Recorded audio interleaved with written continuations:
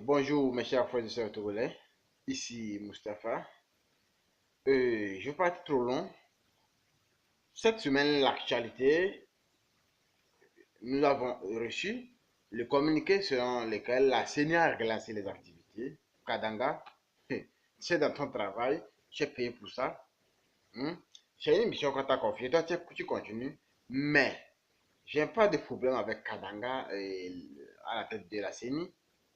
Mais ce qu'il faut noter est que la C14, j'ai dit bien la C14, la coalition des 14 partis qui ont pris ce combat en main jusqu'à aller au dialogue. Au début de ce dialogue, on a eu à dire que non, ça n'allait pas porter des fruits. Les gens nous ont pris comme si, quand nous avons appelé, moi personnellement, j'ai appelé à l'insurrection, à une révolution, les gens nous ont traités de... Bon, raison pour laquelle on n'est pas libre de faire ce qu'on veut aujourd'hui, actuellement, depuis où? Depuis ma cachette. Hein? J'entends les gens dire que voilà, ce sont eux les incitateurs à la violence. Nous, non. Où c'est arrivé, on sait. La C14, je vous rappelle que nous, jeunes, qui avons décidé de mener ce combat à vos côtés, avec vous, il y a plusieurs risques que nous courons, mais continuons pas à vous supporter. On veut que de la même façon, vous soyez derrière nous, on soit avec vous, ensemble pour décrocher, pour avoir ce que nous cherchons.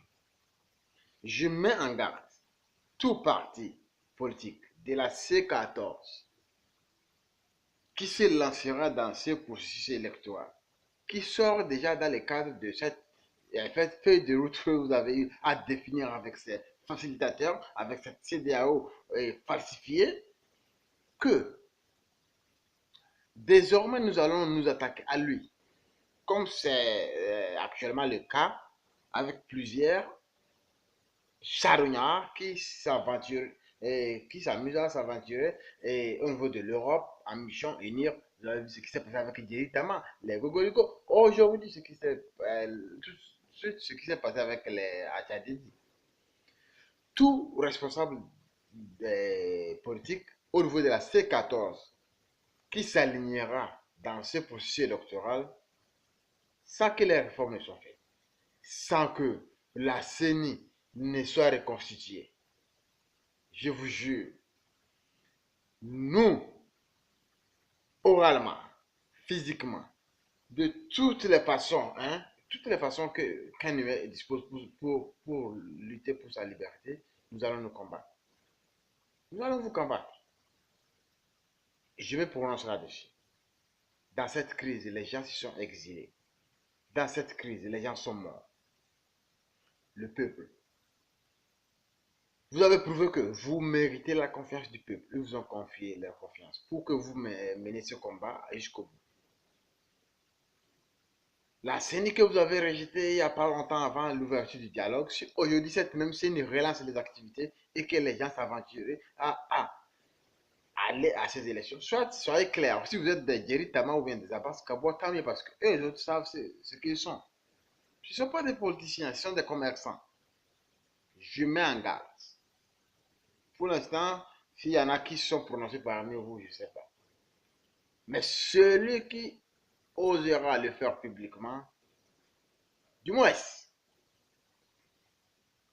un, quitter la C14 tout de suite même, c'est une trahison. Je sais que vous ne passez pas ça, vous n'allez pas le faire. Accepter d'aller aux élections, c'est une autre trahison, s'il vous plaît. Avec quelle CENI? Si la CENI est reconstituée, il n'y a pas de problème.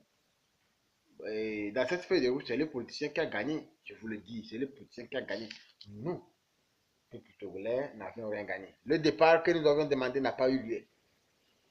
Donc aujourd'hui, si vous supposez, nous supposons que il faut aller aux élections avant d'arriver là où le peuple vise, c'est vous, politiciens, votre objectif. Mais avant de le faire, il y a eu des raisons pour lesquelles, à un moment donné, vous avez stoppé avec la rue, que nous, le peuple togolais, avions opté pour aller au dialogue. Qu'on ne se trompe pas de chemin. Et c'est tout pour ce matin. J'ai dit ce qu'il y avait à dire, comme d'habitude, que ceux qui ont les oreilles pour entendre m'entendent. Et je vous salue.